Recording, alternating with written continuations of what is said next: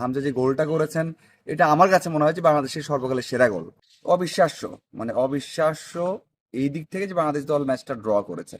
আমি কোনোভাবেই এটা বিশ্বাস করতে পারি না যে এই ম্যাচটাও যে নেপাল 5 বছর বাংলাদেশ দলকে হারিয়ে যাচ্ছে বা বাংলাদেশ হারাতে পারেনি ওদেরকে, সাথে হচ্ছে ওদের ঘরোয়া লিগও হয় না, এবং বাংলাদেশ দল এতটাই উন্নতি করেছে এখন, এত বড় বড় তারকা, তারপরেও জিততে পারবে না ঘরের মাটিতে, এটা বিশ্বাস করা যায় না। কিন্তু আপনি যে বলতে পারেন যে আমরা কি দেখেছি, এই দেখা যারা দেখেছেন তারা হয়তো কখনোই এই ম্যাচটা ভুলতে পারবেন না। হয়তোবা অনেক সিনিয়র যারা রয়েছেন তারা দেখেছেন হয়তোবা আরো ভালো গোল থাকতে পারে, কিন্তু আমার দেখা, আমি 2005 সাল থেকে খেলা ফলো করি, মানে খুবই সিরিয়াসলি ফলো করি, তখন থেকে আমি এমন গোল দেখিনি।